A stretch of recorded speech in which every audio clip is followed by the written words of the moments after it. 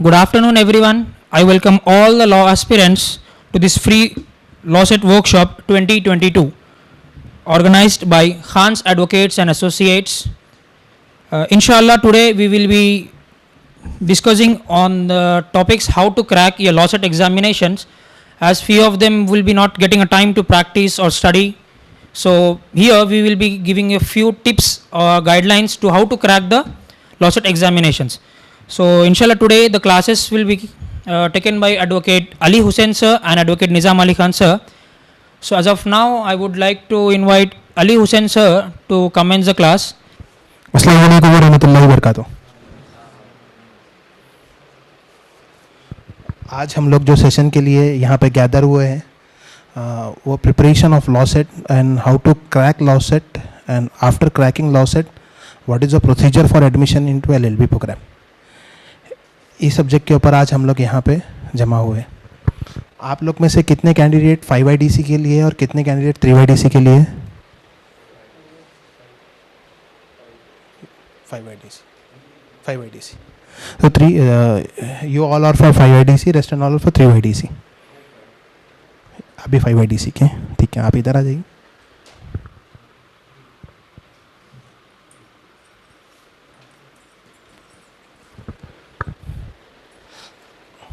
So how was your preparation?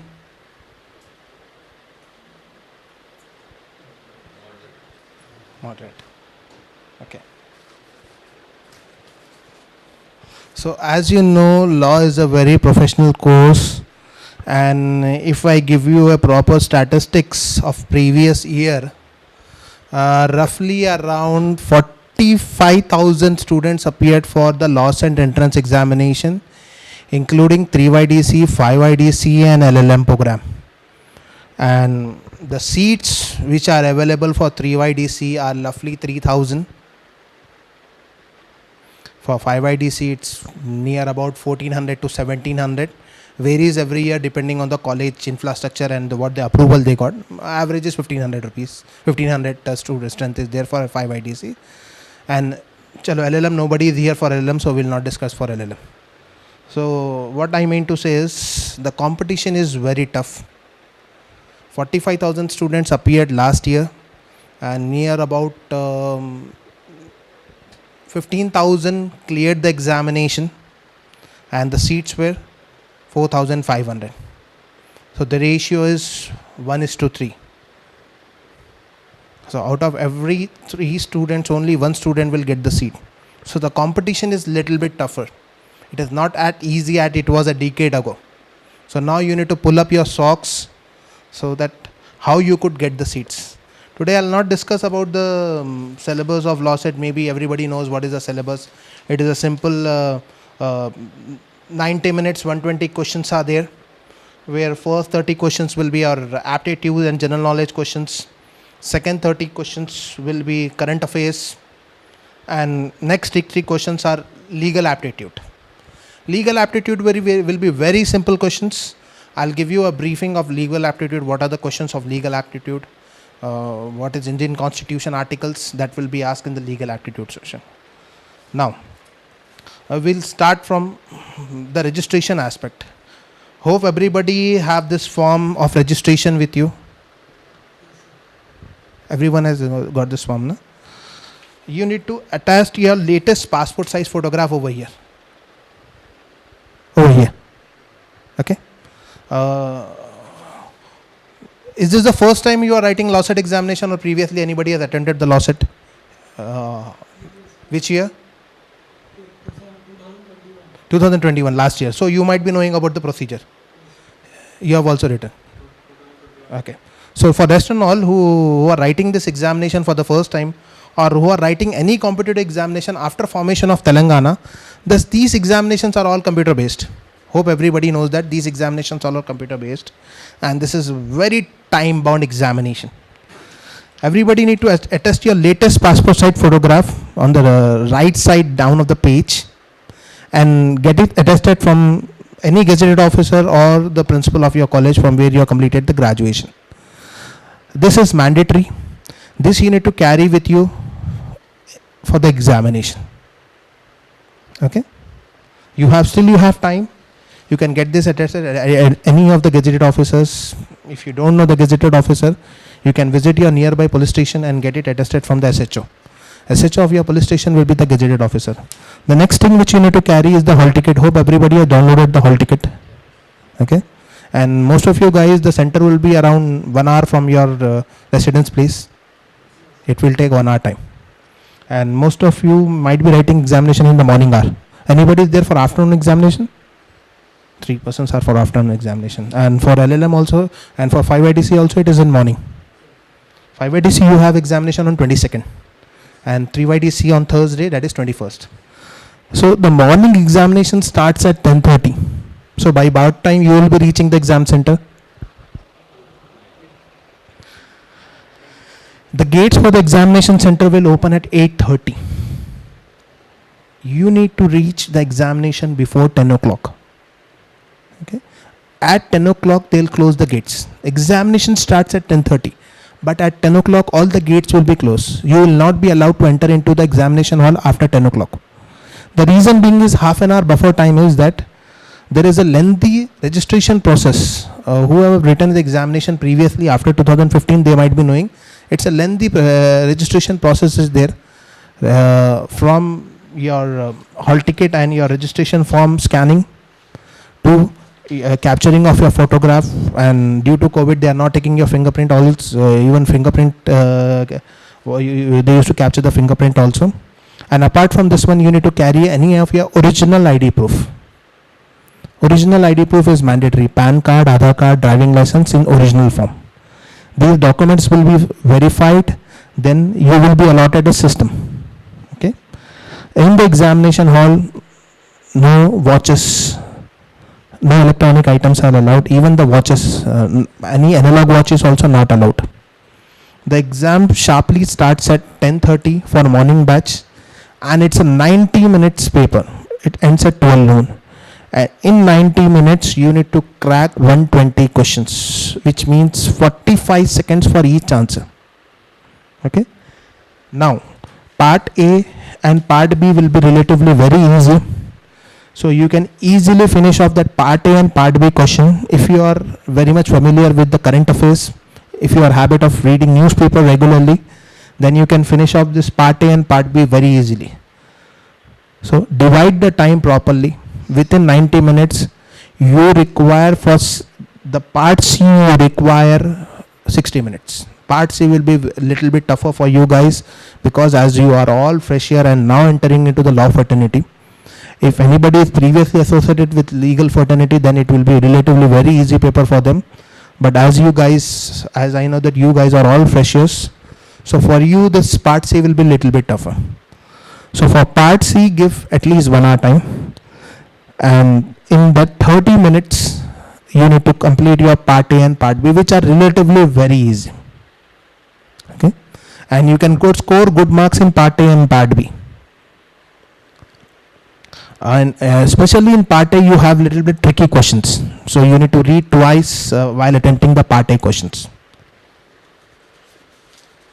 Now, anybody know what is the cutoff marks for passing marks for OC category? This paper is of 120 marks. What is the minimum marks you need to get to qualify the examination? 42 is the minimum qualifying marks.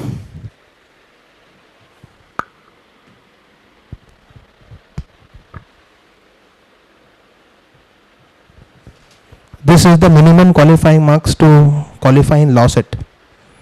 But do you think with this 42 marks you can get the seat? Chances is 99% there is no chance of getting the seat except you are from ST or SC background where there is seats are reserved for you. Minimum marks that you need to get a seat in a good college for OC category. I'm here talking about OC category. I guess most of you are from OC background. Everybody is OC background.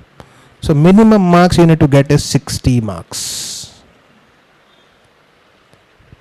Minimum, if you get 60 marks, you will get a healthy rank where you can expect the seat. Anything scoring beyond 60, 65, 70 is a good marks, then you can, with my previous experience, what I can say is inshallah you'll get the seat. But the target should be 60 marks. Now how to get that 60 marks? Part B, current affairs. You should have a habit of knowing the current affairs. Who's the presidential candidate, who's the vice presidential candidate, who's the present president of India, who's present chief justice of India, who's the present governor of Telangana, who's the present governor of Andhra Pradesh, when was Telangana formed. These are all simple current affair questions. From here you have 30 marks. Try to score 20 over here. This is the most simplest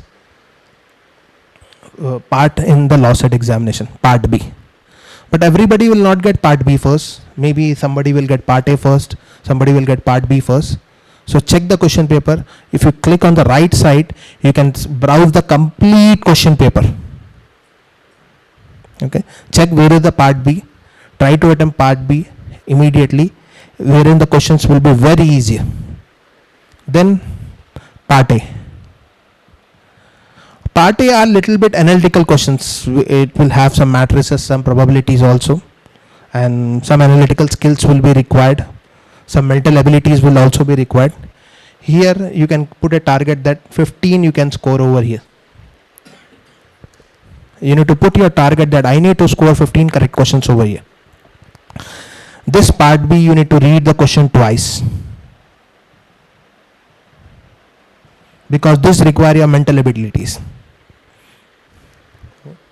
They'll give your date of birth and they'll ask your son's, they'll give your marriage year and they'll ask your son's age. Some mental ability questions will be here. You need to read the question twice, you'll get the answer here. Try to get 15 marks over here. This 20 and this 15 is 35 question, 35 marks. Still you have not qualified with this 35. Now here is 60. In the 60, 20 questions will be very easy. Like simple sections where anybody without having any legal knowledge can attempt it. What is the IPC section for cheating? Cheating. 420. Like this you have very simple IPC sections over there, where general persons also knows that. Okay, simple IPC, then we have some simple CRPC and one simple Indian Constitution questions from Article 11 to Article 44. Most of the questions will be asked from these Article 11 to Article 44. So here 20 questions will be very easy, very easy. A simple question is, if somebody gets a life imprisonment, what is the duration of life imprisonment? What is the duration for life imprisonment? Life imprisonment is still life, complete life. Life imprisonment means life. You have a wrong impression in the mind that life imprisonment is 14 years, 15 years, 10 years. No. Life imprisonment means life. Okay. Then there is a different procedure how to get it, how to reduce that life imprisonment to 15 years. That are all procedure aspect. But if there is a life imprisonment, it is a life imprisonment. In murder case, you get only two punishments, either life imprisonment or death. There is no third punishment in murder case. If murder is proven, then it is life, and life means life. Okay. So these type of simple questions will be there. Then next 20 questions will be from your Article 11 to Article 44. Right to live, right to freedom of expression, right to religious practice, right to preach your religion. These are all comes in Article 11 to Article 44. You can collect the material, or if there is a WhatsApp group, it will be circulated on the WhatsApp group. These 20 questions are there. Next 20 will be little bit tougher, little bit on a tougher end. So here you need to concentrate that each section, here you score 12 marks and here you score 12 marks and here you score 5 to 8 marks. So if like this, if you score, so you can get 30 marks over here. So with my calculation,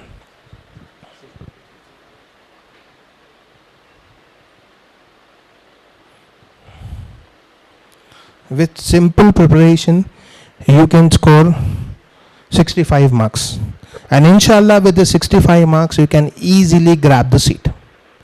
So you need to make up your mind that I need to answer all the questions. It are all time based questions. Most of the previous students, what they have done is they knew the answers. They were thorough with 60 answers or 70 answers.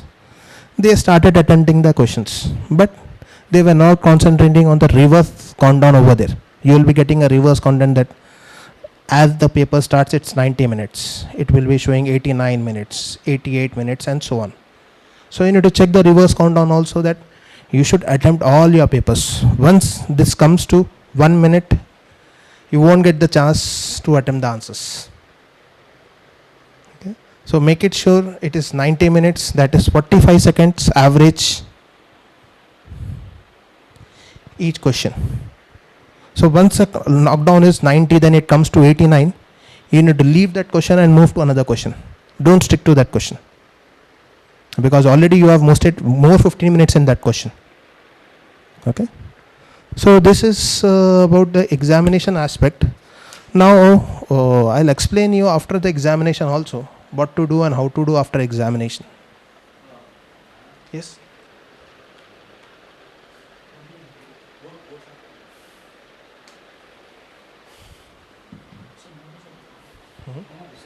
Hi.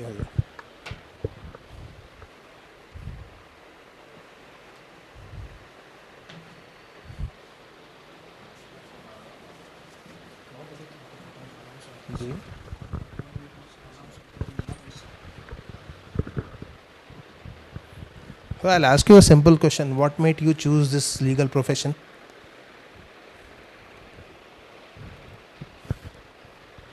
What were your aims and objectives or vision for choosing this profession?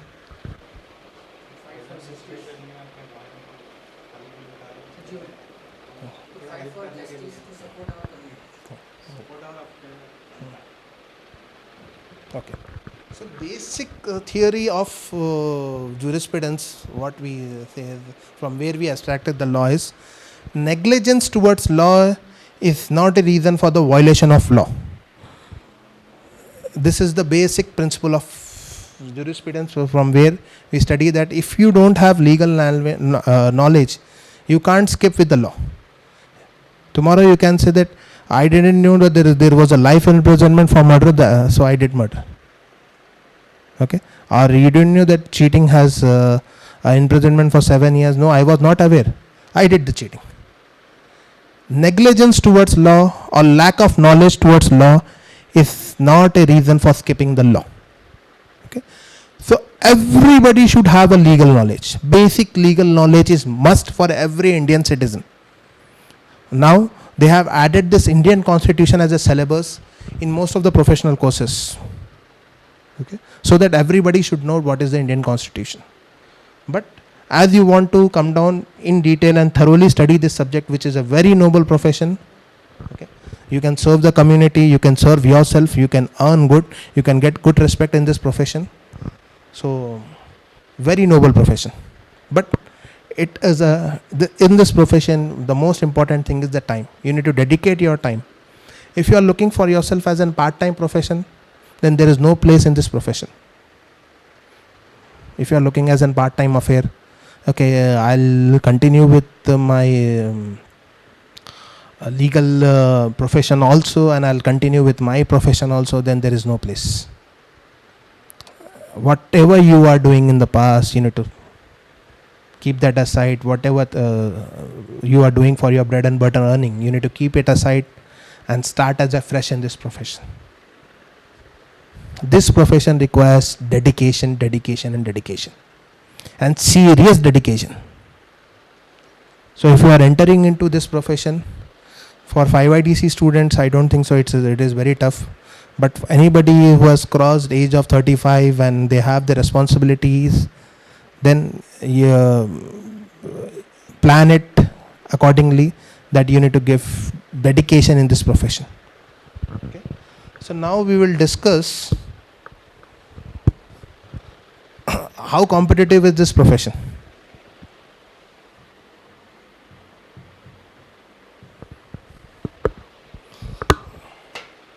I have some data which I got it recently. Recently means that this is a 1 month old data. I'll share you. What the data says is, previously, roughly around 3 decades ago, 30 years ago, there was a myth that anybody who is not able to absorb in any field used to come to legal profession, because there is no scope in any other field. Okay.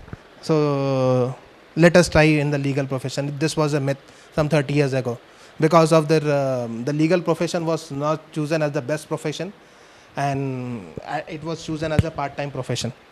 But since the time the LLB course was converted into a full-time regular course, previously LLB was an evening course where you can attend an evening college and you can finish off your law degree. Now it was converted after 1990, or maybe after 1995, it was converted into a full-time profession. After that, the scenarios change a lot. The scenarios change in the sense that I'll share you a data wherein the persons who are trying to appear for law set are from very diversified profiles.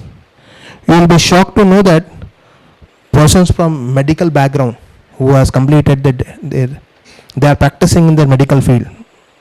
They are MBBS, BUMS doctors. They are also attempting law set examination this year. They will be attempting with you. I'll share you an Indian Express news.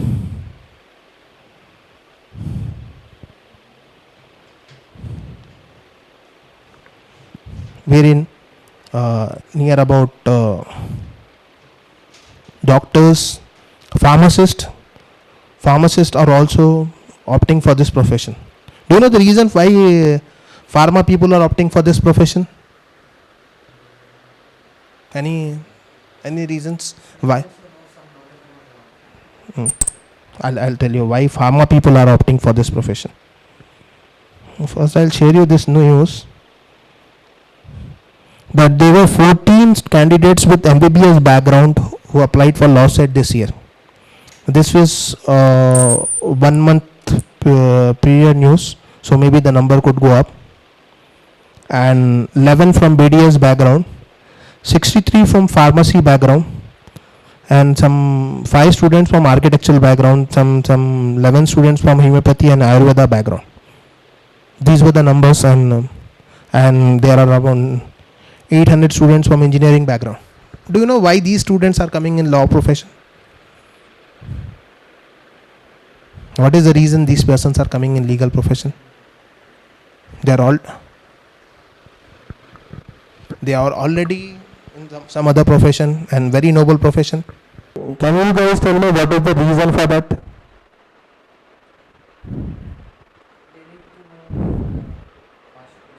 Okay. Any other reason? Okay.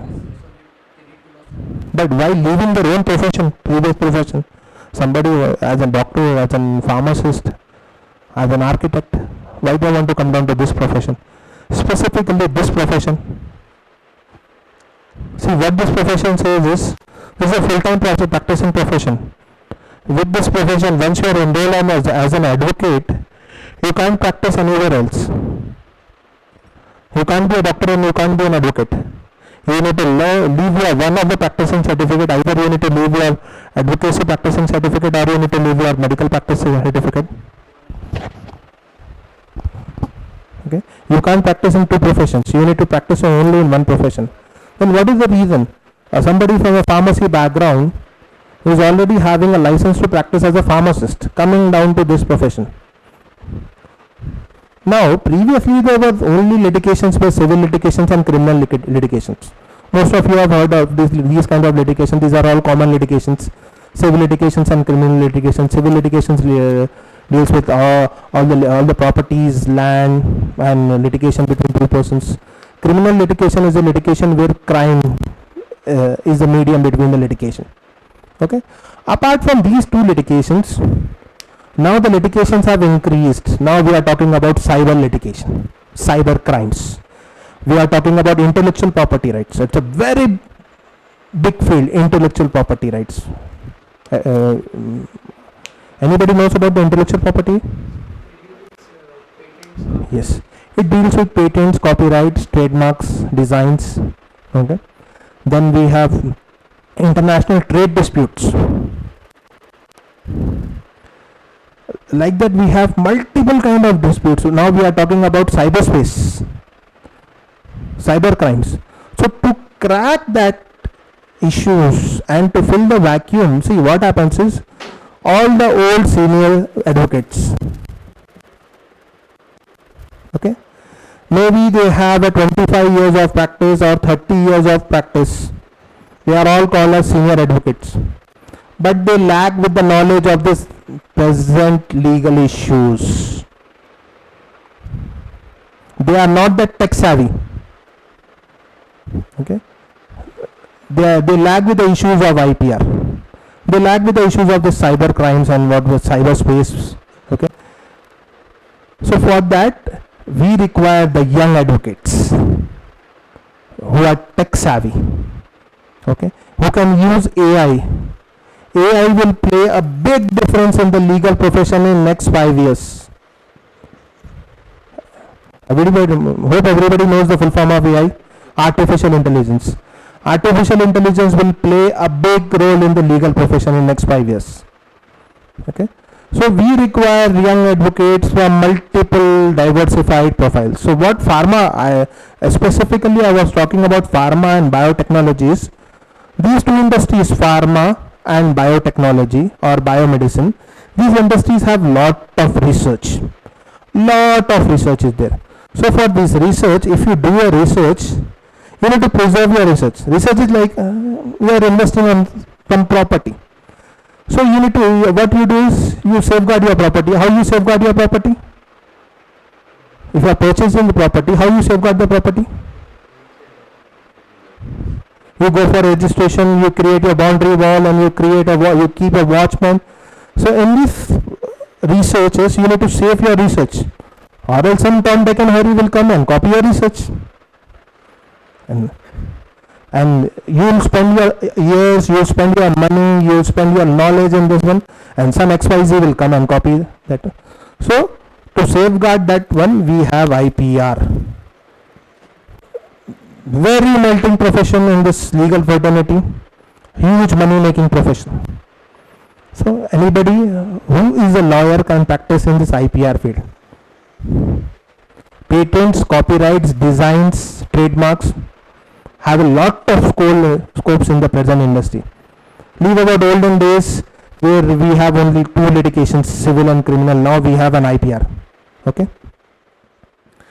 We have a body called WTO, World Trade Organization.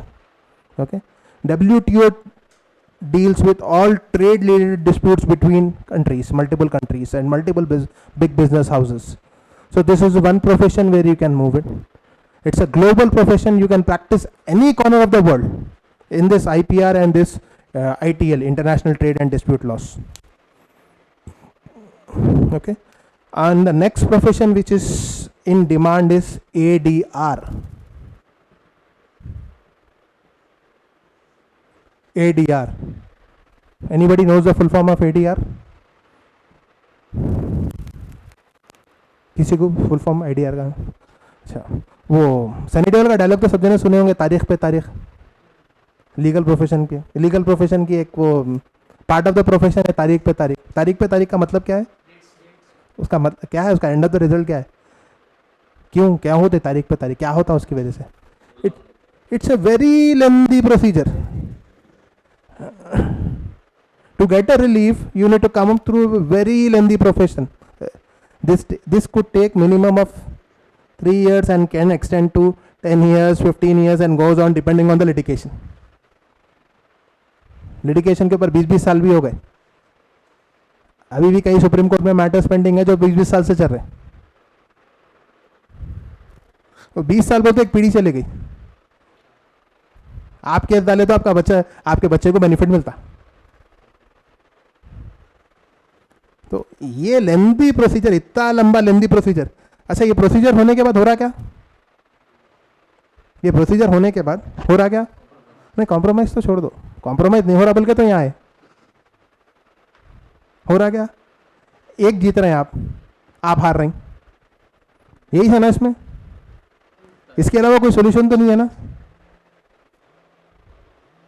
एक जने जीतना एक जने हारना, ये है ना।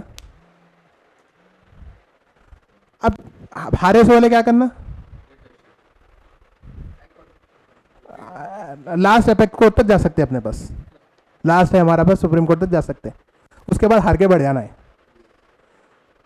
Okay, तो लिटिगेशन का एंड यही है, एक जने जीतने वाले हैं एक जने हारने वाले हैं, दोनों जने जीतने वाले हैं ऐसा कहें लिटिगेशन में, दोनों को बेनिफिट कहीं मिलता, ये बेनिफिट आपको एडीआर में मिलता।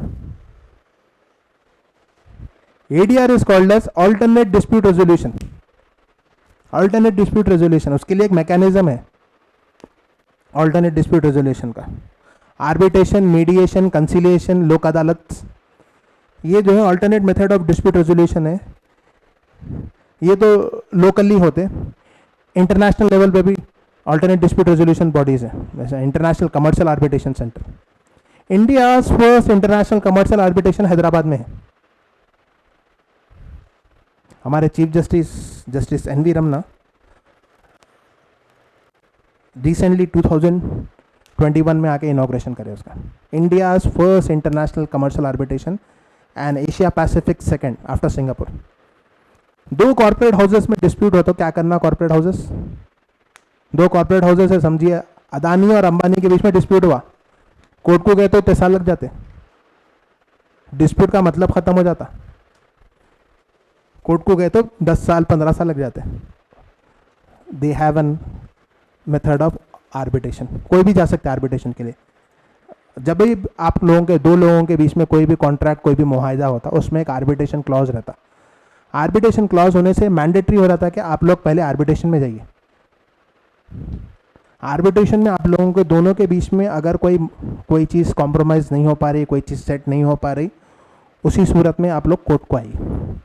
आर्बिट्रेशन दोनों के लिए विन विन सिचुएशन है, एक डिस्प्यूट है समझिए 100 रुपीज़ का डिस्प्यूट है, 100 रुपीज़ का डिस्प्यूट है, आर्बिट्रेशन में वो डिस्प्यूट, लीगल प्रोफेशन में क्या होता है 100 रुपीज़ आपके या आपके दोनों में से किसी एक को जाने वाले हैं, आर्बिट्रेशन में दोनों को बैठा के डिसाइड किया जाता कि भैया 100 रुपीज़ का करना क्या है, डिस्प्यूट है कितने का, नेचर ऑफ डिस्प्यूट क्या है, डिस्प्यूट्स के आफ्टर इफेक्ट्स क्या है, और इसको कैसा डिवाइड करना चाहिए, इसमें किसका 100 रुपीज़ में ए पार्टी का कितना है, बी पार्टी का कितना है, डिवाइड करके एक कंक्लूडिंग सॉल्यूशन देते हैं। तो ये एडीआर है, ये ADR is the future in the legal profession. हर civil dispute will be resolve through ADR, कोई भी सिविल नेचर का डिस्प्यूट है उन्हें ऑल्टरनेट डिस्प्यूट रेजोल्यूशन के थ्रू रिजॉल्व हो सकता। और कोर्ट्स खुद ये चाह रही है कि जो है ऑल्टरनेट डिस्प्यूट रेजोल्यूशन में जाइए आप लोग, क्यों हमारा टाइम खराब कर रहे हैं, हमारे पास आए तो हम 15 साल 10 साल से पहले हम सोल्यूशन नहीं दे सकते, सॉरी लेकिन ये रियलिटी है हमारी फील्ड की, क्योंकि प्रोसीजर हमारा उतना लेंदी है। तो ये एक फील्ड है जिसके ऊपर आप कॉन्सेंट्रेट कर सकते हैं, as being an young enthusiastic person आप लोग ये प्रोफेशन में जा सकते हैं, very good profession. I bet you, क्योंकि इंटरनेशनल कमर्शियल आर्बिट्रेशन सेंटर अभी खुला है, फुल फ्लेज एक्टिव होते होते 2023 हो जाता उन्हें, 2030, that is 8 years from now we will see multinational corporate houses, बड़े बड़े अमेरिका के कॉर्पोरेट हाउसेस, यूके के कॉर्पोरेट हाउसेस आके अपना ऑफिस हैदराबाद में डालेंगे। किस लिए? इसके लिए, एडीआर के लिए। एडीआर में आप और आप दोनों विक्टोरियस है, दोनों भी नहीं हार रहे, दोनों को कुछ ना कुछ बेनिफिट मिल रहा, और आप दोनों से ज़्यादा बेनिफिट जो है मैकेनिज्म को है, और जो मैकेनिज्म ऑपरेट कर रहे हैं मतलब एडवोकेट्स जो भी प्रोफेशन में है उनको आपसे आप दोनों से ज़्यादा बेनिफिट्स है, क्योंकि आप क्या कर रहे हैं, मेल्टिंग द आइस कर रहे हैं, दोनों में कर रहे थे। अभी ये इससे पहले जो मैं आपको और एक पॉइंट रखा था कि why people from multiple diversified profile coming to the legal profession, उसका रीज़न यही है, ये दो रीजन है उसके, आईपीआर और एडीआर, और इसके साथ जो इन्वॉल्व है वो है huge money, this is huge money business, intellectual property rights, patents, copyright, designs, ये जो 100 लिखा ना मैं, इसके आगे एक छोटा फिगर लिखना भूल गया मैं।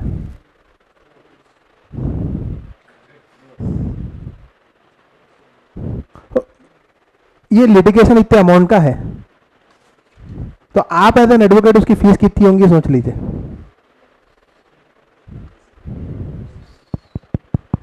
ठीक है, तो ये जो लिटिगेशंस है ना, ये आईपीआर के, एडीआर के, ये सब ह्यूज मनी बेस्ड लिटिगेशंस है। इसलिए बड़े बड़े कॉर्पोरेट हाउसेस जो है टॉप लॉयर्स को पेरोल पे रख रहे हैं।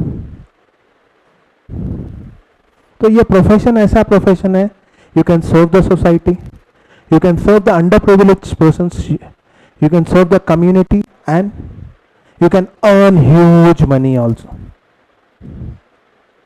ऐसा नहीं है कि एडवोकेट है तो बेचारा भूखा रह जाएगा, ऐसा नहीं। there's a huge money in this profession. आप कौन सा डायरेक्शन चूज कर रहे हैं उसके हिसाब से आप कमा सकते हैं। आप सोसाइटी सर्व करना चाह रहे हैं, यस, सोसाइटी में इस वक्त we need some dynamic advocates who can lead us with the example. We require some very good young advocates who have very good learning abilities and expressing abilities. So, this profession has huge fields in it. एक legal profession के अंदर ही काफी सारे fields हैं।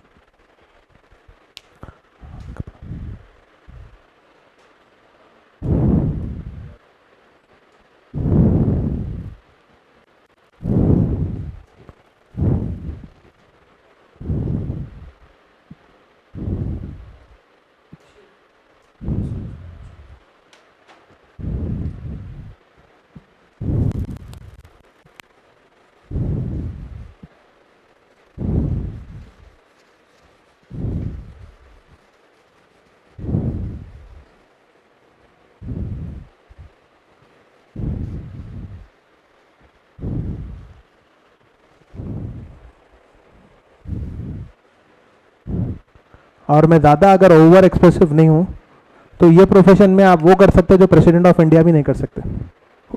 President of India के powers क्या है? He is the custodian of democracy. President of India जो नहीं कर सकते वो आप कर सकते हैं। किसी को अगर फांसी की सज़ा हो या उम्र कैद हुई, प्रेसिडेंट ऑफ इंडिया उसको माफ़ करा सकते हैं, बस पैसे आप है उसको बाइज्जत बरी करा सकते हैं। ये एक एडवोकेट कर सकता है जो प्रेसिडेंट के हाथ में भी नहीं है पावर।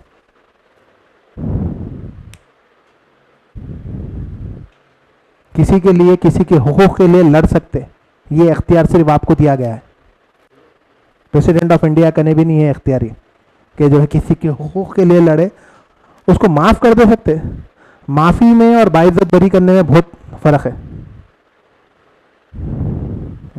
तो ये प्रोफेशन के बारे में है। Very good profession, very very noble profession. और इसमें आप एक ही है कि ये प्रोफेशन कंटिन्यूस लर्निंग प्रोफेशन है। आज आप लोग लॉ सेट क्रैक कर लिए, कल इंशाल्लाह एलएलबी में एडमिशन ले लेंगे। It is a continuous learning profession. ऐसा नहीं है कि 3 साल में पढ़ लिया या 5 years में पढ़ लिया, मेरी एलएलबी हो गई, उसके बाद मेरा बुक से नाता ख़त्म हो गया। नहीं, बुक से नाता तो उसके बाद असल शुरू होता। जिंदगी भर आपको present continuous learning process is the legal profession. You need to update yourself daily. कोई और प्रोफेशन में इतना कंटिन्यूस लर्निंग नहीं है। आईटी प्रोफेशन में अगर है, आप कोई भी आईटी में आप है, जैसा आज जो है, जो भी आज जो है पाइथन हुआ या आर हुआ, you need to upgrade yourself 6 months 1 year में एक बार अपग्रेड करना है आपको। मेडिकल प्रोफेशन में भी ऐसे, इसमें डेली अपग्रेड करना है आपको, डेली। आज एक सुप्रीम कोर्ट का नया साइटेशन आ गया, you need to update yourself. आपके पुराना पूरा एब्सोल्यूट हो गया, इन्फेक्शियस हो गया। So it is a continuous learning process. Books, newspapers, legal journals पढ़ने की आदत डालिए। Okay? हम अपने LLB एंट्रेंस पे वापस आएंगे। इसमें कोई क्वेश्चंस किसी को?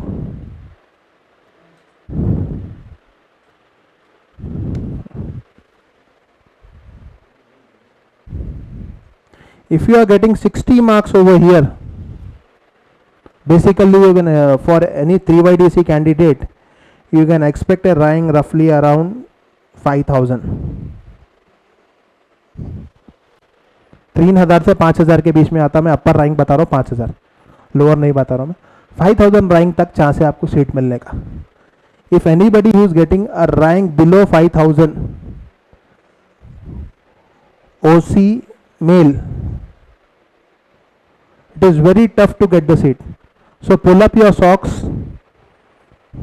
get your current affairs correct, get your legal aptitude knowledge so that you can score 60 marks.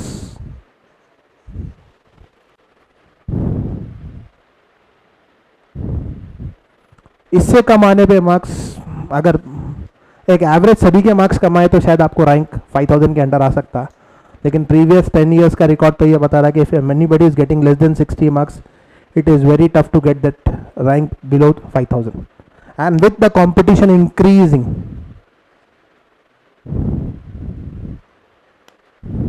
तो आप लोग प्रिपरेशन करने के लिए कौन से बुक्स क्या इस्तेमाल कर रहे हैं आप लोग? ओके, और करंट अफेयर्स किसी के पास नहीं है? करंट अफेयर्स लीजिए, करंट अफेयर्स पढ़िए। Current affairs 2022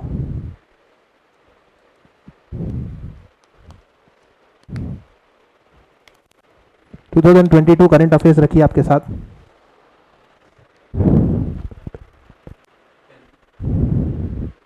to 2022 current affairs पढ़िए। Still you have 4 days with you. निकल गया उन्हें।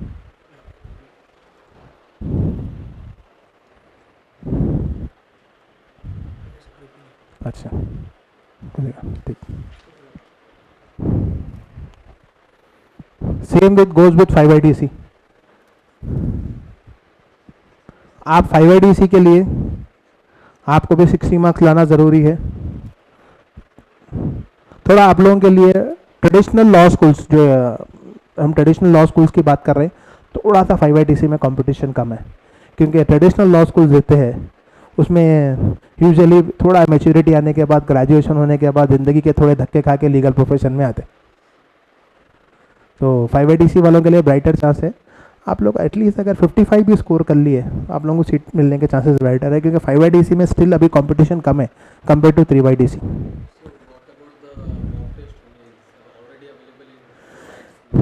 Mock test is only a procedural examination. How the examination will be? It is, if you are giving examination first time, it is recommended to appear for a mock test. See, most of the guys, maybe they haven't appeared any kind of computer based examination. Maybe you are attending the computer based examination for the first time. You have been graduated some 5 years, 10 years back. You never appeared any kind of competitive exam, MSET, ISET, PGLSET, or these type of competitive exams. If you haven't appeared and this is the first time you are appearing, then mock test lets you know what is the procedure for examination, how to appear the examination. Okay, so this way mock test will help you. Don't think that from the mock test you will get the questions. Okay, and on the PGL LawSet website you can find 2019 paper. Kindly download that paper and go through from the paper. I'll show you where the paper is.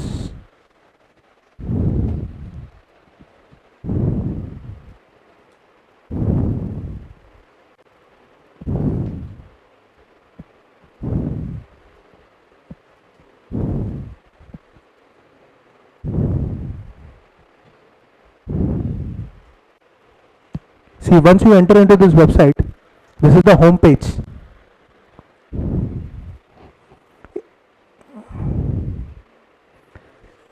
Yeah, in the information you will find the last option as previous question papers. In the previous question papers, you have 3 options: 3YDC, 5YDC and LLM.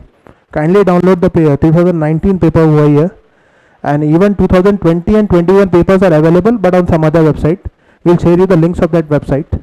Okay, from there you can get 2019, 2020, 2021 papers. So what this will do is this will help you know how the current affair questions are. Analytical questions will change every time. Analytical questions will not be repeated. Current affair questions, you will get an idea how and what kind of current affair questions have been asked. Legal aptitude questions might repeat. The part C 60 marks legal aptitude paper, these questions might be repeated by twisting just the question format or question type. So go through part C from the previous question papers. If you have these books from there, go through the part C. And this is little bit tougher also. For the one who are not from the legal profession, entering into the profession without any knowledge of the legal background, for you guys, this book will help you a lot to crack part C, which is of 60 marks.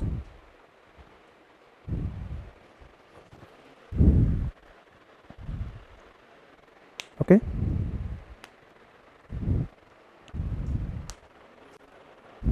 Any questions with this procedure? सवाल नहीं है, मतलब कुछ भी समझ में नहीं आया जी। 2022 करंट अफेयर्स आपको बुक मिलती है अलग से कोटी पे? हाँ बिल्कुल मिलती। 22 के 6 महीने हो गए, ये 7वां महीना चल रहा है ये। तो 22 में पिछले 6 महीने में क्या गुजरा, क्वेश्चन पेपर फॉर एग्जांपल आपके 2022 के जून में प्रिपेयर हुआ समझिए, क्योंकि ऑनलाइन क्वेश्चन पेपर है, कोई बहुत बड़ा कॉम्प्लेक्स प्रोसीजर नहीं है क्वेश्चन पेपर प्रिपेयर करके जो है प्रिंटिंग करने का प्रोसेस नहीं है, ऑनलाइन क्वेश्चन पेपर है, आज बैठ के भी क्वेश्चन पेपर प्रिपेयर कर सकते हैं। तो आप एक सोच के चलिए कि जो है टिल 30 जून 2022 का भी क्वेश्चन आ सकता। ये भी पूछ सकते महाराष्ट्र का प्रेजेंट सीएम कौन है।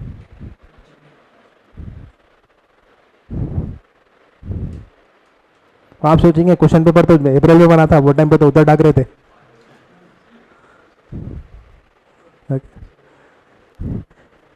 ऑपोजिशन का प्रेसिडेंशियल कैंडिडेट कौन है, एनडीए का प्रेसिडेंशियल कैंडिडेट कौन है, ये सब क्वेश्चंस प्रेजेंट करंट अफेयर्स चल रहा है, इसमें आ सकते हैं आपको क्वेश्चंस।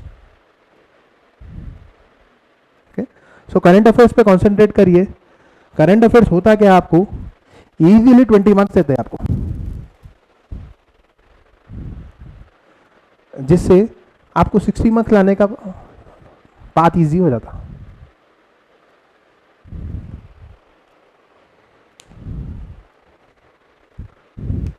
नेक्स्ट जो है, जो 60 मार्क्स में है, इंडियन कॉन्स्टिट्यूशन के आर्टिकल 11 से 44 तक कोई अभी तक एक बार भी खोल के देखे?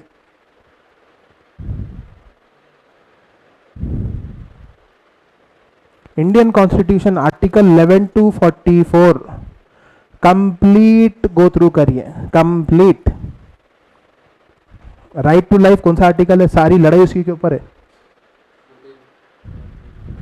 Article 21, right to live with dignity, सारी जंग उसके ऊपर ही चलती।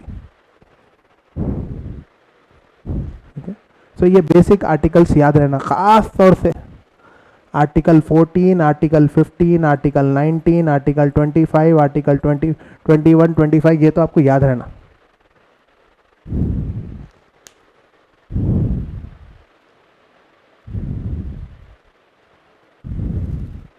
आज हम बोलते हैं फ्रीडम ऑफ एक्सप्रेशन नहीं है, फ्रीडम ऑफ एक्सप्रेशन नहीं है, जुबैर को अंदर डाल दिया, फ्रीडम ऑफ एक्सप्रेशन नहीं है। क्या है फ्रीडम ऑफ एक्सप्रेशन, कौन सा आर्टिकल है?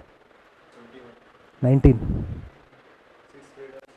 Freedom of expression, freedom of speech and expression, very important. Her establishment ये चाहता है कि फ्रीडम ऑफ एक्सप्रेशन को दबाए जाना, क्योंकि फ्रीडम ऑफ एक्सप्रेशन से होता क्या, आप पावर में है, मैं आपसे सवाल करता हूं, आपके खामियां बताता हूं, ये आप पावर में है तो आपको पसंद नहीं है चीज, कोई भी पावर में रहे उसको पसंद नहीं रहती। मेरी खामी क्यों बता रहे हैं भाई, मैं सबसे अच्छा, मैं पावर में हूं ना, लोग मेरे को पसंद करके लेके आए, लोगों की चॉइस हूं मैं, लोगों की चॉइस होने से मैं सबसे अच्छा हो गया। मेरे को इंडिया में अगर 35% लोग वोट करे तो मैं गवर्नमेंट बना लेता हूं, और मेरी नज़र में मैं सबसे अच्छा, और मेरे खिलाफ जो बोलेंगे उन्हें सबसे बुरा इंसान, उसका ठिकाना कहाँ रहना? जेल में रहना। तो ये क्या है? वॉल्यूशन ऑफ आर्टिकल 19 का क्लियर वॉल्यूशन है ये। इंडियन कॉन्स्टिट्यूशन आर्टिकल 19 का क्लियर वॉल्यूशन है ये। हमारा कॉन्स्टिट्यूशन इतना बेहतरीन बना हुआ है कि उसमें किसी के लिए ऐसा नहीं है कि जो अंडर प्रिविलेज है तो इसके लिए पावर्स नहीं है, बल्कि नहीं है, हर एक के लिए हुकूक दिया गया है। खाली what the person with the power और the establishment does is they misuse the power, आपको दबाने के लिए, ताकि उनकी सुप्रीमसी कायम रहना। तो आपको जब आपके फंडामेंटल राइट्स आपको मालूम रहेंगे तो आप सवाल कर सकते हैं, आपको सवाल करने की ताकत मिलती। तो ये बेसिक क्वेश्चंस आपको 100% पार्ट सी में आते हैं।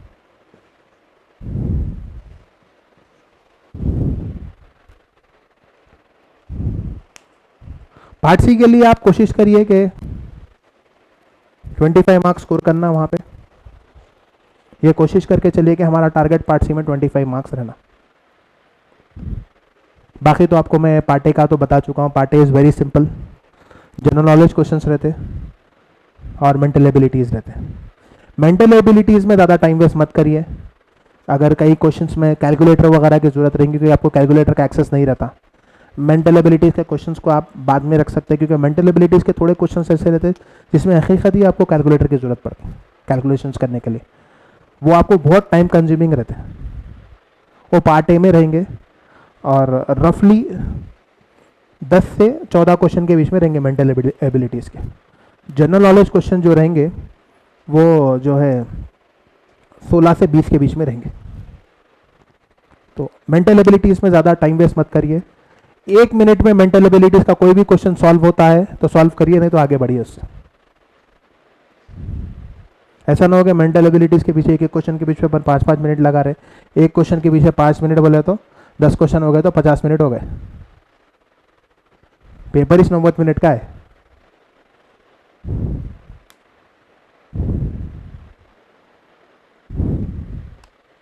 ठीक है, तरह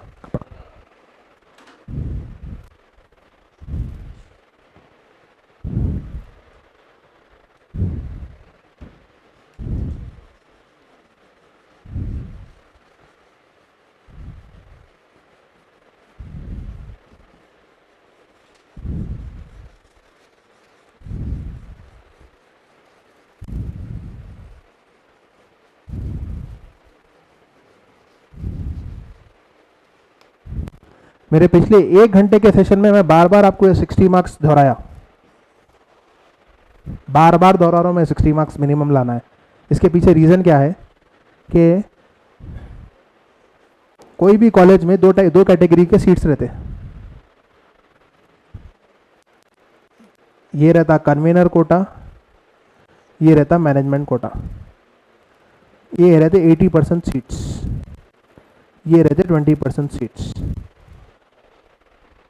अगर एग्जाम्पल 3000 सीट है, कम ज़्यादा हो सकते, तो 2400 सीट इधर गए, 600 सीट इधर आए। ये मैट्रिक समझिए आप। 2400 सीट्स में से 50% आर रिजर्व।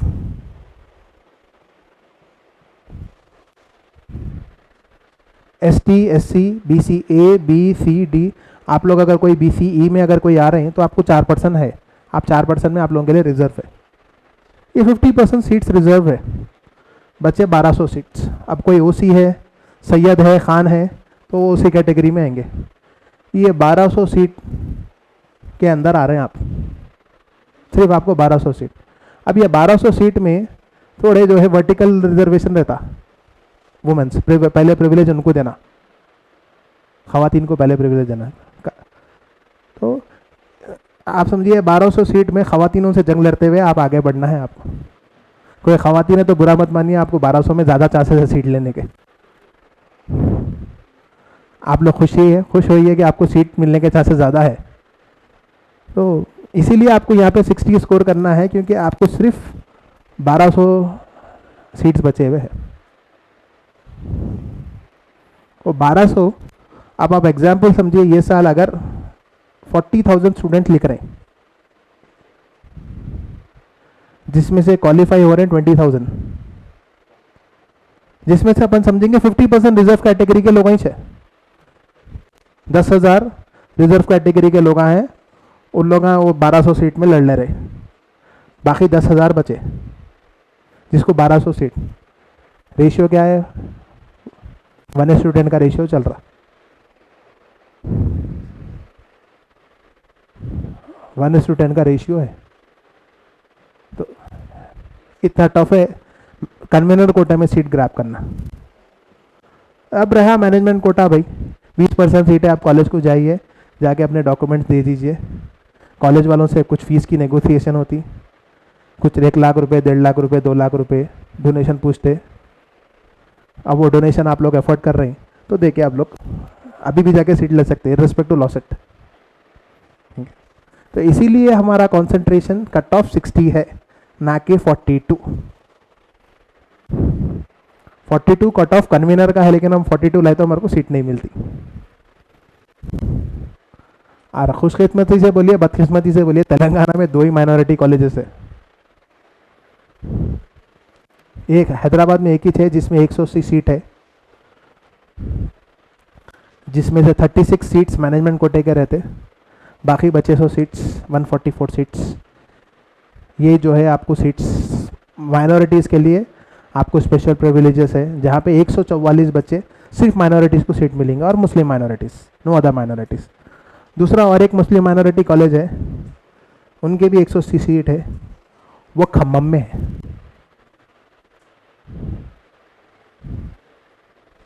अगर बाई चांस आपको कहीं नहीं मिली तो बीइंग ए माइनॉरिटी आपको खम्मम में सीट मिल जाती। ये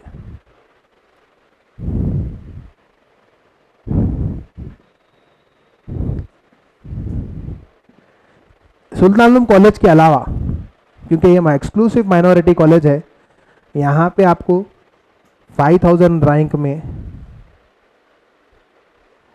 ओसी मेल, मैं मेल की बात कर रहा हूँ, कुछ सीट मिल जाती। यहाँ पे बीसीई रिजर्वेशन नहीं रहता माइनॉरिटी कॉलेज में, क्योंकि पूरे मुस्लिम कैंडिडेट्स है, तो कोई एक्सक्लूसिव बीसीई रिजर्वेशन नहीं रहता। 5000 तक मेल को मिल जाती, और फीमेल के लिए लास्ट ईयर 9000 तक भी गई।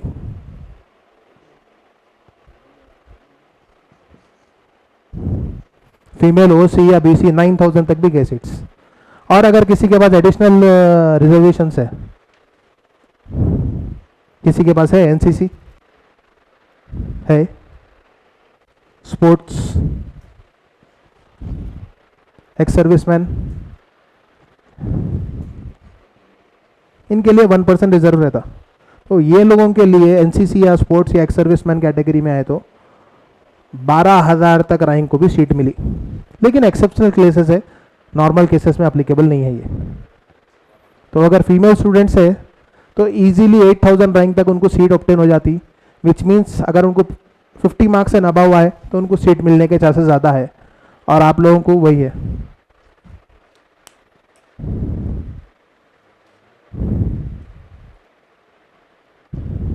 तो इसको कॉन्सेंट्रेट करिए और पेपर को अपना डिवाइड करिए। Time management is very very important. एक आंसर कितनी देर में करना है आप लोगों को, ये बहुत इंपॉर्टेंट है।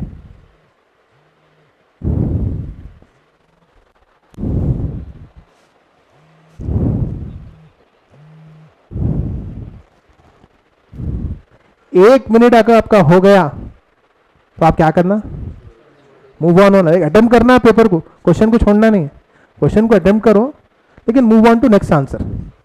1 मिनट से ज्यादा किसी आंसर पे टाइम वेस्ट मत करिए। ये ना हो कि अरे मेरे को पेपर तो पूरा आता था लेकिन मैं टाइम इतना वेस्ट कर दिया ये 10-12 क्वेश्चंस में, खासतौर से पार्ट ए के मेंटल एप्टीट्यूड क्वेश्चंस में, कि मेरा पार्ट से छूट गया। ओके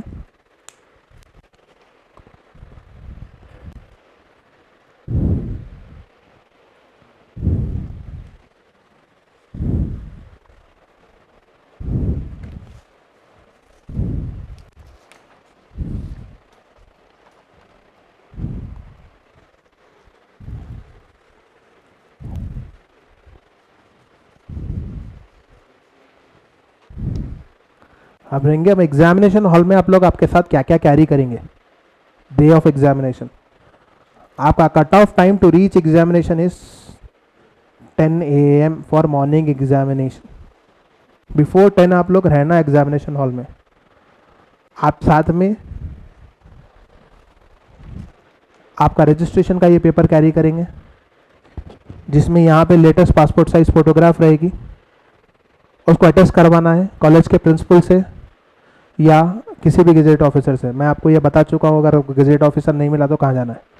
ये पेपर आपको साथ में कैरी करना है। इसके साथ ये हॉल टिकट कैरी करना है। ये दोनों क्लियर प्रिंट आउट रहना है। इस पे ऐसा नहीं रहना कि आपकी फोटोग्राफ समझ में नहीं आ रही, फोटोग्राफ ब्लर है या बिल्कुल विजिबल नहीं है। क्लियर फोटोग्राफ विजिबल रहना है। इसके साथ जो तीसरा डॉक्यूमेंट है वो है आधार कार्ड और any ID proof, original, any original ID proof, PAN card, driving licence, voter ID card, कोई भी ओरिजिनल आईडी प्रूफ। इसके साथ ये एक ही चीज अलाउड है आपके साथ, बस पेन या पेंसिल, बस। इसके अलावा कोई चीज नहीं, आपके बैग्स नहीं, आपकी वॉच नहीं, कोई चीज अलाउड नहीं है, कोई चीज अलाउड नहीं है। इवन आपके गॉगल्स भी अलाउड नहीं है। कोई ब्लैक गॉगल्स पहन के जा रही, कोई कैप पहन के जा रहा है तो कैप भी अलाउड नहीं है।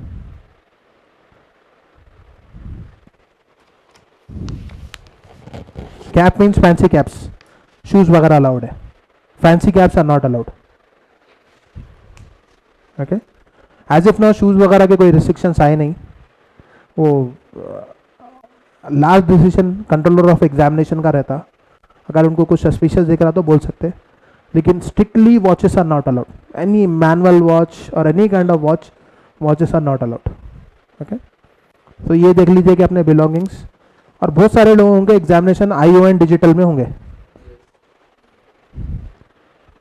ION डिजिटल में बहुत जगहों पे अपने बिलोंगिंग्स रखने के लिए आपको कोई स्पेसिफिक प्लेस नहीं दी जाती, तो अपने बिलोंगिंग्स अपने साथ कैसा रिजर्व करना है वो आप देख लेना on your own risk. Okay,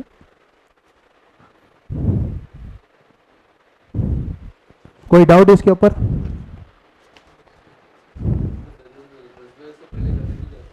साढ़े 8 बजे से 10 बजे के बीच में आप कभी भी जा सकते।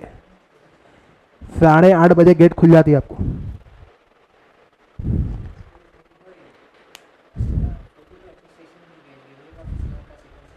जी, कोई भी आपके एरिया PS में जाइए, SHO स्टेशन हाउस ऑफिसर, उनके पास जाके आप अटेस्ट करा ले सकते। ओके, नहीं तो आपके कॉलेज के प्रिंसिपल के पास जाइए, उनके पास भी जाके करा सकते हैं। आप जब प्रीवियस क्वालिफिकेशन जहाँ भी पढ़े हुए हैं, कॉलेज के प्रिंसिपल के पास जाइए। वो मैंडेटरी डॉक्यूमेंट है। ये पेपर ऑप्शनल है, मत समझिए। ये मैं रजिस्ट्रेशन कर दिया, आप इसकी जरूरत नहीं है। ये डॉक्यूमेंट के बगैर आपको एग्जामिनेशन हॉल में अलाउड नहीं रहता।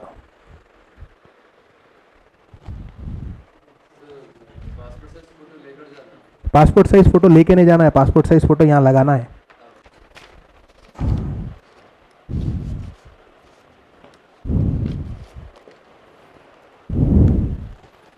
आप लोग मोस्टली कौन से बैकग्राउंड से हैं? आप लोग तो इंटरमीडिएट, हाँ, डिप्लोमा करे हुए, डिप्लोमा करे हुए, MLT, intermediate, vocational intermediate, intermediate BPC, MLT करे। Okay okay, very good. Okay, और आप लोग अकाउंट्स, आप लोग तो BCom के हैं, तो आप लोगों को तो इंडियन कॉन्स्टिट्यूशन ऑलरेडी आ गया होगा सब्जेक्ट सिविक्स में। इंटरमीडिएट में इंटरमीडिएट सिविक्स अगर पढ़े हुए हैं तो इंडियन कॉन्स्टिट्यूशन आप लोगों के लिए ऑलरेडी सब्जेक्ट आ गया है। तो वो सब्जेक्ट फिर से गो थ्रू करिए, इंटरमीडिएट की सिविक्स की बुक लेके पढ़िए, बहुत सारी आपको इन्फॉर्मेशन मिलती है उसमें। आप थोड़ा सा, क्योंकि BPC बैकग्राउंड के लिए है, ये सब्जेक्ट बिल्कुल नहीं पढ़े हुए होंगे, थोड़ा सा आप लोगों के लिए जो है। अच्छा, क्या रैंक आया था? 42 को क्वालिफाई है आपको? 40। और कौन लिखे थे लास्ट टाइम? आप 1 मिनट लेट छोड़ दो, अभी तो खैर लास्ट टाइम तो 10:30 को अलाउ करे थे, कोविड था बोल के, अब तो 10 बजे गेट बंद हो जाती। मॉर्निंग का एग्जाम है तो, और आफ्टरनून एग्जाम 2 o'clock को शुरू हो रहा ना, 1:30 को गेट बंद।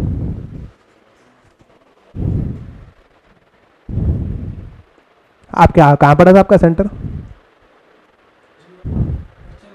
अच्छा, ओ कितने बजे पहुंचे आप?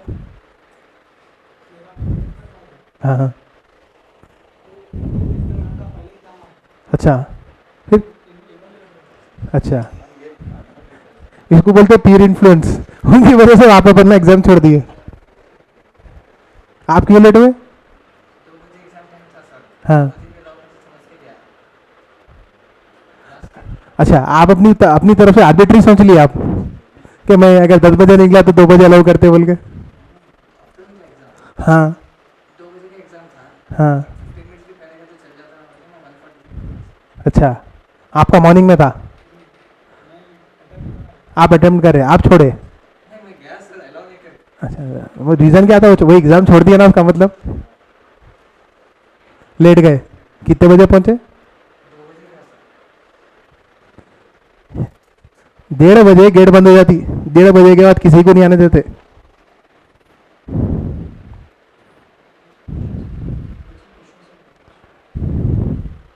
कोई खवातीन में कुछ क्वेश्चंस है? हेलो, अस्सलाम सर। सर वो मेंटल एबिलिटी के जो क्वेश्चंस हैं, हेलो जी वॉल्यूम वहाँ से कम है। हेलो हेलो, हाँ, बोलिए बोलिए, खवातीन में कोई क्वेश्चंस है? मेंटल एबिलिटी में जो क्वेश्चंस है, फिर मेंटल एबिलिटी में जो क्वेश्चंस है ना, जी, उसमें से कोई ट्रिक्स हैं जो that we can crack easily? Mental ability जो क्वेश्चंस है, मेंटल एबिलिटी के क्वेश्चंस जो आएंगे, ट्रिक्स बता दीजिए जो वी कैन क्रैक इजीली। जी जी, मेंटल एबिलिटीज के जो क्वेश्चंस आएंगे वो थोड़ा ट्रिकी रहेंगे। उसमें एक ही चीज़ है, आपको क्वेश्चन 2 बार पढ़ना है। सबसे पहले आप क्वेश्चन 2 बार पढ़िए, आपको आंसर मिलने के चांसेस उसमें ज़्यादा रहते हैं।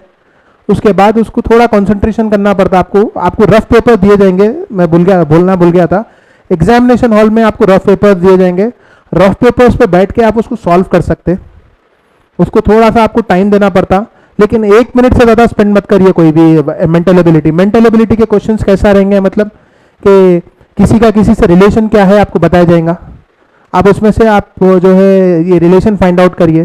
तो रिलेशन के लिए एक फैमिली ट्री बताई जाएंगी आपको, फैमिली ट्री में से रिलेशन निकालना है, या किसी की एज स्पेसिफाई करना है, या मैट्रिसेस के क्वेश्चंस आएंगे, सिंपल थोड़ा मैथमेटिक्स बेस्ड क्वेश्चंस रहेंगे। तो ये क्वेश्चंस को क्रैक करने के लिए आपका जो है प्रेजेंस ऑफ माइंड बहुत इंपॉर्टेंट है, कि आपको उसी वक्त इंस्टेंट आपको आंसर सोचना है। और दूसरी चीज़, क्वेश्चन आपको 2 बार पढ़ना है। क्वेश्चन 2 बार पढ़ने से आपको क्वेश्चन समझ में आता है, क्योंकि मेंटल एबिलिटीज़ के जितने क्वेश्चंस रहते हैं वो काफ़ी कंफ्यूजिंग रहते हैं। आपको चारों ऑप्शंस बहुत सिमिलर दिखते हैं उसमें आपका अप्रोप्रिएट ऑप्शन देखना रहेगा आपको। और कोई क्वेश्चन? हेलो सर, जो इम्पोर्टेंट केसेस हैं ज़रा आप उस पर थोड़ा ब्रीफ दे सकते हैं? इन द कॉन्स्टिट्यूशन जो इम्पोर्टेंट केसेस, जरा जो आपकी आवाज़, जो इम्पोर्टेंट केसेस हैं हाँ हाँ in the constitution of India, हाँ, कैन हाँ। You give a brief on that, like Shahbano case और Maneka Gandhi case, like which is like can come to the देखिए, exam? Shahbano case, Keshava Nanda Bharati case, Maneka Gandhi case, ये केसेस जो है लैंडमार्क केसेस में से हैं, लेकिन most of the time LLB 3YDC entrance में ये केसेस के बारे में नहीं पूछा जाता, क्योंकि आप बिगनर है, लीगल प्रोफेशन में अभी एंटर हो रहे हैं। अगर कोई LLM लिख रहे हैं तो उनके लिए पूछा जाता है। खास तौर से जो है अभी ट्रिपल तलाक का जो केस हुआ था वो हुआ, या जो बाबरी मस्जिद का केस था ये है, मेनका गांधी है, केशव नंदा भारती है, ये ट्रेडिशनल लैंडमार्क केसेस है। मोस्टली LLB 3YDC कैंडिडेट्स को ये केसेस के बारे में ज़्यादा नहीं पूछा।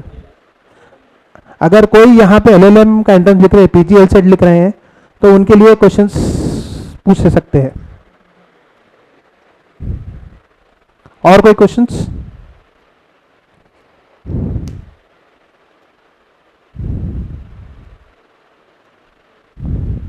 आप लोगों में से कोई सवाल?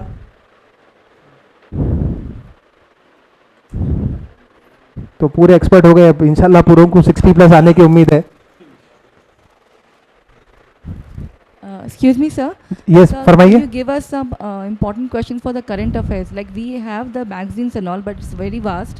So 4 दिन में तो पॉसिबल नहीं है। अगर आपके पास थोड़ा बहुत कुछ करंट material- अफेयर्स में मोस्टली आपको 2022 के क्वेश्चन ही ज़्यादातर पूछे जाएंगे। करंट अफेयर्स के लिए आप 2022 करंट अफेयर्स रेफर करिए। अगर कुछ क्वेश्चन है तो मैं आपको, अगर किसी का व्हाट्सएप ग्रुप बना हुआ है तो हम उस पर भिजा देंगे। 2022 के करंट अफेयर्स क्वेश्चन है। 2022 फ्रॉम 1 जनवरी टू 30 जून तक आप करंट अफेयर्स के सारे क्वेश्चंस पे कंसंट्रेट करिए।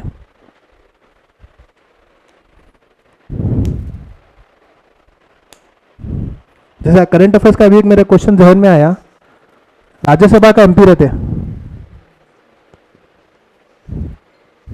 लोकसभा के एमपी का तो 5 साल का टर्म रहता, सबको मालूम है। राज्यसभा एमपी का टर्म कितना साल का रहता? हाँ, क्योंकि अभी हुए राज्यसभा के इलेक्शंस, तो ये क्वेश्चंस पूछ सकते हैं। ठीक है, राज्यसभा एमपी का टर्म 6 साल रहता। वैसे एमएलसी का टर्म कितना साल रहता? एमएलसी के भी इलेक्शंस अभी हुए, शायद तेलंगाना स्टेट में नहीं हुए। हाँ, ये भी 6 साल का रहता। इसको बोलते हैं अपर हाउस। ठीक है, तो ये ऐसे, क्योंकि अभी राज्यसभा इलेक्शंस हो चुके हैं, लास्ट मंथ राज्यसभा इलेक्शंस है, तो ये राज्यसभा के इलेक्शंस के पूछा जाता है।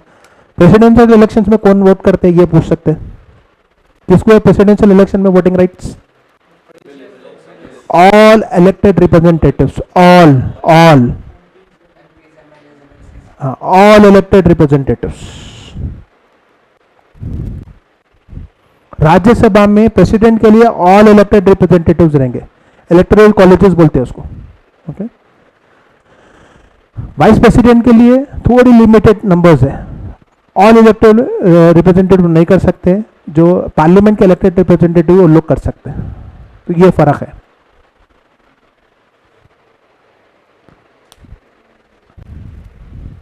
प्रेसिडेंट का टर्म कितने साल है?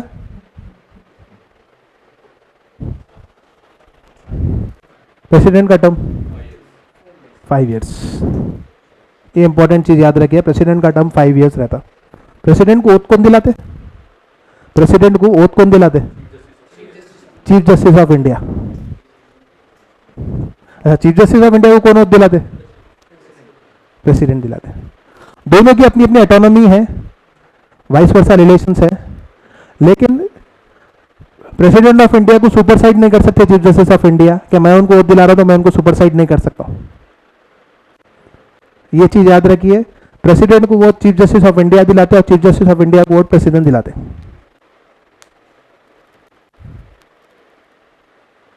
okay? और who is the chairman of Rajya Sabha? Vice president will be the chairman of Rajya Sabha, VP. Venkaiah Naidu is presently the chairperson of Rajya Sabha.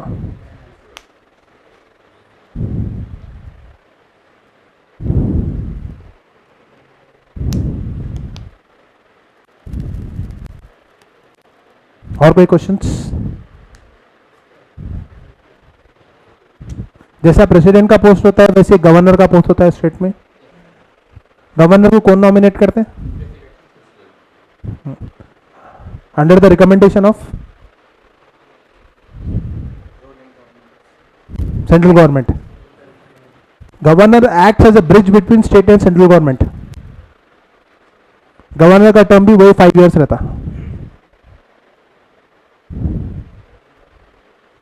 Okay, और कुछ है डाउट्स? कोई चीज है जो इसे समझ में नहीं आई?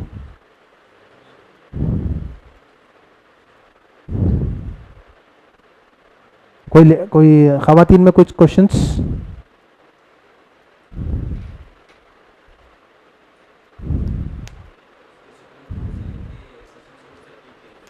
नहीं, इनको नहीं आता, अभी नहीं आता इन लोग 5 डेज से कंफ्यूज हो जाएंगे। What is the apex code of India? हाँ, apex code of India mean supreme court. कभी उन्हें ऐसा भी क्वेश्चन पूछता है, एपेक्स कोड क्या है? Supreme court is the supreme, सबसे ऊपर। सुप्रीम कोर्ट के जितने बाइंडिंग्स रहते, जो भी जजमेंट्स है सुप्रीम कोर्ट के, वो मैंडेटरी है पूरे लोअर कोर्ट्स को फॉलो करना, all high courts, all lower courts. अच्छा, अगर हाई कोर्ट का कोई जजमेंट है, समझिए तेलंगाना हाई कोर्ट एक कोई जजमेंट दी, वो मैंडेटरी है एपी हाई कोर्ट के ऊपर है? मैंडेटरी नहीं है, लेकिन कंसिडरेशन कर सकते। एक हाई कोर्ट का साइटेशन दूसरे हाई कोर्ट में कंसिडरेबल है, लेकिन मैंडेटरी नहीं रहता। तो एक चीज़ याद रखिए, कोई एक हाई कोर्ट कोई अगर जजमेंट पास कर रहा, तो दूसरा स्टेट का हाई कोर्ट वो जजमेंट उसके ऊपर मैंडेटरी इंपोज नहीं कर सकते। ऑप्शनल है, कोर्ट का अपना पावर है कि उसको एक्सेप्ट करे या ना करे।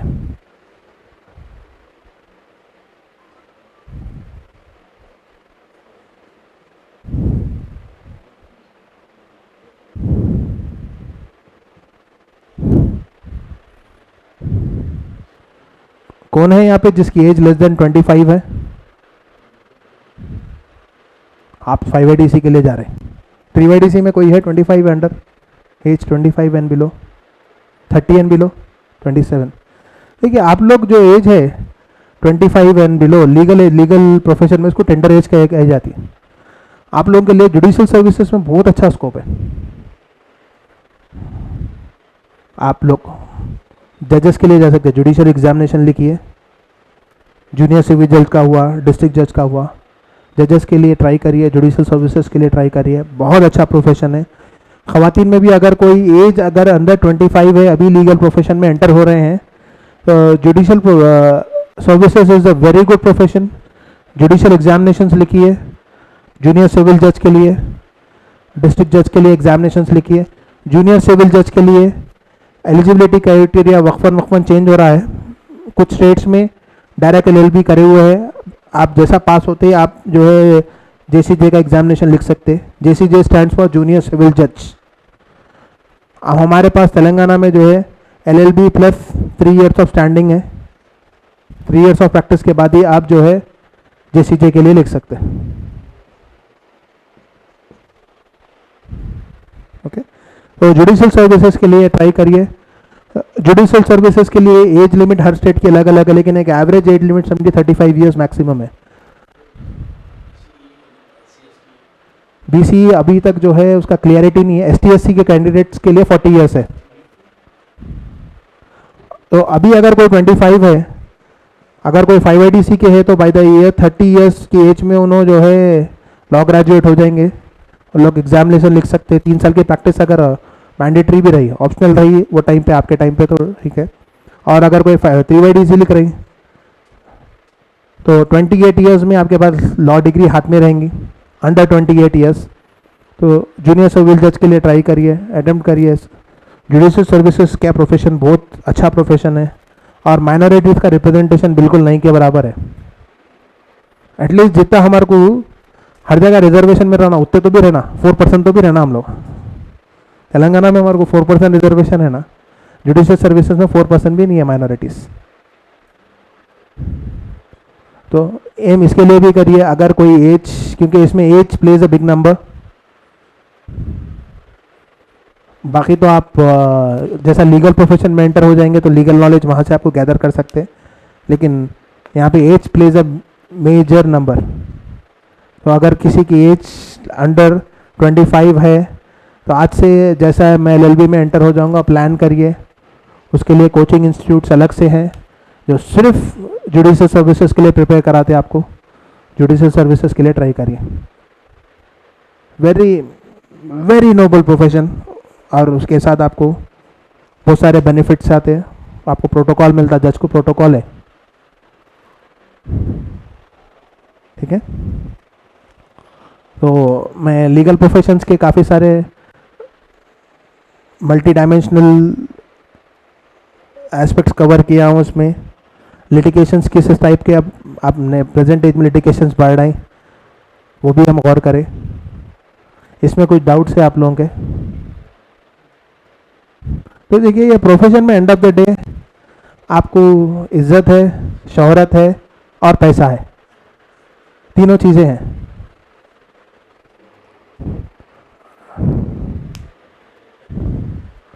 दूसरे हर प्रोफेशन में इज्जत और शोहरत भी मिल जाती, पैसा भी मिल जाता, लेकिन पैसे का एक कैप रहता। ये प्रोफेशन में पैसे का ऊपर कैप नहीं है।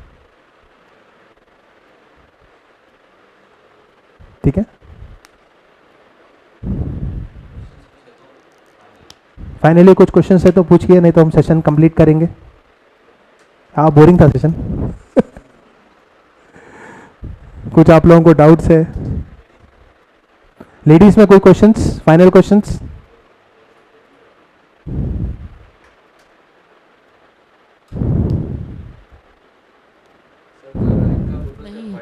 हाँ, देखिए रैंक का मैट्रिक्स कैसा है बोले तो, ये पिछले 5-6 साल का एवरेज निकाल के बोल रहा हूँ मैं। देखिए एवरेज अगर लास्ट ईयर का जो टॉपर लाए थे उन्होंने कुछ मेरे हिसाब से 94 या 95 मार्क्स को स्कोर करे थे। नहीं LLB 3/DC।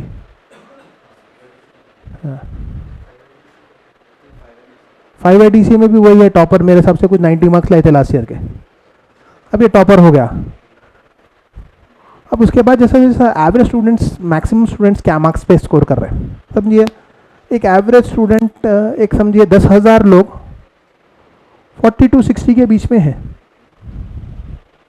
तो आपका रैंक है कि एवरेज 5000 आ सकता। अब यहाँ पे एवरेज स्टूडेंट 42 to 50 स्कोर कर रहे हैं, समझिए 10,000 बच्चे खाली 42 to 50 स्कोर कर रहे हैं, तो आपका रैंक 5000 से ऊपर है, 3000 भी आ सकता, 3000 भी आ सकता, 2000 भी आ सकता। तो रैंक का मैट्रिक्स एवरेज स्टूडेंट्स के ऊपर है। एवरेज स्टूडेंट पास होने के बाद कितने मार्क्स स्कोर कर रहे हैं, लेकिन आपका टारगेट 60 मार्क्स रहना, क्योंकि ये साल शायद 60 मार्क्स भी इनफ नहीं रहेंगे मेरे हिसाब से, क्योंकि जितना टफ कंपटीशन होते जा रहा। जैसे मैं आपको मेरी न्यूज़ बताया था आपको मैं इंडियन एक्सप्रेस की, कि MBBS डॉक्टर्स, BDS करे हुए डॉक्टर्स, फार्मासिस्ट और आर्किटेक्चर, इंजीनियरिंग स्टूडेंट्स, ये सब लीगल प्रोफेशन में आ रहे हैं। तो अब इनके पास हो सकता है आपसे ज़्यादा एक्सपीरियंस होगा, या हो सकता है और ज़्यादा नॉलेज ग्रैब करके आ रहे हैं, या हो सकता है क्योंकि वो लोग सोच रहे हैं कि जो आप लोगों के पास ज़्यादा नॉलेज है तो उन्हें ज़्यादा मेहनत करके आ रहे हैं, ज़्यादा प्रिपेयर करके आ रहे हैं। तो ये बार कंपटीशन बहुत टफ है, ये चीज़ सोच के चलिए। वही रेशियो है end of the day seat मिलने का 1:10 hello eight sir. Last. Hello, females में 1:5 रेशियो है ये। जी फरमाइए। लेटेस्ट अमेंडमेंट एक्ट्स, एक बार आप you can put light on that articles 1, जैसे कि अमेंडमेंट्स। देखिए लेटेस्ट अमेंडमेंट्स आपको 3/DC में नहीं पूछते, आपको आर्टिकल 11 to आर्टिकल 44 ओवरव्यू कर लीजिए सिर्फ। In general article 14, article 15, article 19, article 21, article 25, ये आर्टिकल्स आप पढ़ लीजिए, इनफ है। लेटेस्ट अमेंडमेंट्स आपको LLB एंट्रेंस में नहीं पूछा जाता, LLM कैंडिडेट्स है तो उनको पूछा जाता। लेटेस्ट अमेंडमेंट्स कौन से पूछा जाता बोले तो जो कंट्रोवर्शियल रह चुके हैं, जैसा सिटीजनशिप अमेंडमेंट एक्ट CAA, ये क्या पूछा जाता बोले तो कौन से ईयर में आया था पूछा जाता ये।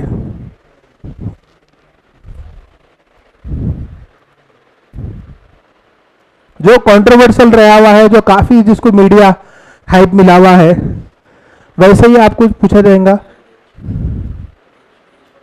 एज फॉर मैरिज का जो अमेंडमेंट आया है, और बीच में जो एग्रीकल्चर लॉज आए थे लेकिन वो स्क्रैप हो गए, तो वो कौन से ईयर में आए थे, क्यों, कब स्क्रैप हुए, खाली ईयर पूछा जा सकता।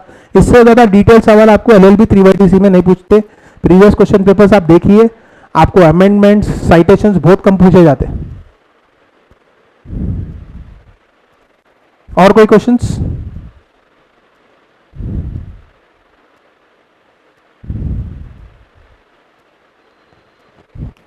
लेडीज में कोई सवाल करे थे? मेनका गांधी केस पासपोर्ट के लिए था केस, वो article 21 right to life and liberty के लिए क्वेश्चन था वो।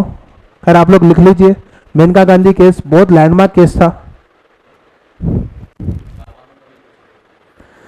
शाबानो का केस जो है, it was related to maintenance after separation और divorce, it was related to Muslim women maintenance तलाक के बाद या सेपरेशन के बाद कितना टाइम देना चाहिए, उसके लिए क्वेश्चन था। खैर ये कंट्रोवर्शियल चीज़ है शाबानो case.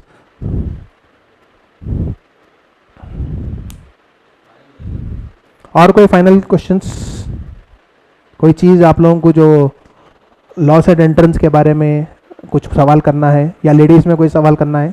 Hello sir, 42nd amendment में काफ़ी सारे चेंजेस आए थे इंदिरा गांधी के टाइम पर, 42nd अमेंडमेंट में। हाँ 42nd अमेंडमेंट में, जी हाँ। तो what are the important changes that we can read? देखिए 42nd अमेंडमेंट के लिए अगर आपको चेंजेस पढ़ना है तो आप प्रियम्बल ऑफ द कॉन्स्टिट्यूशन पढ़िए। ये सारे चेंजेस आपको प्रियम्बल ऑफ द कॉन्स्टिट्यूशन में दिखेंगे। सेकुलरिज्म वर्ड ऐड हुआ, ये चेंजेस 42nd अमेंडमेंट में है। लेकिन आपको कभी भी ईयर ऑफ अमेंडमेंट नहीं पूछा जाएगा।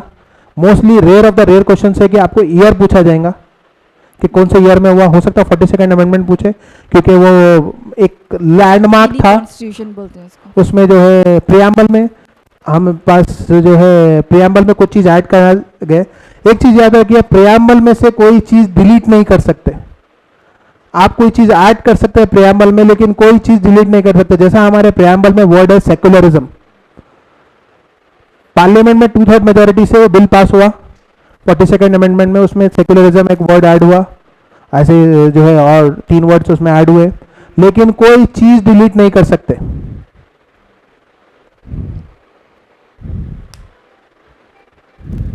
और कोई सवाल? प्रियम्बल एक बार पढ़ लीजिए। प्रियम्बल के टर्म्स शायद आप लोगों को पूछ सकते। प्रियम्बल ऑफ इंडियन कॉन्स्टिट्यूशन आपको व्हाट्सएप के ग्रुप्स में आ जाएगा, ये एक बार पढ़ के जाइए। प्रियम्बल ऑफ इंडियन कॉन्स्टिट्यूशन जो है, it is Athos of Indian constitution, मतलब इंडियन कॉन्स्टिट्यूशन के जड़े हैं वो।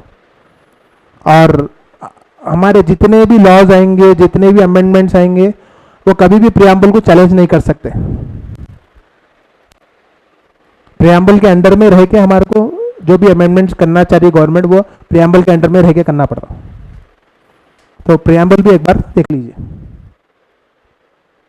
ओके, और कोई क्वेश्चंस? लेडीज में कोई क्वेश्चंस?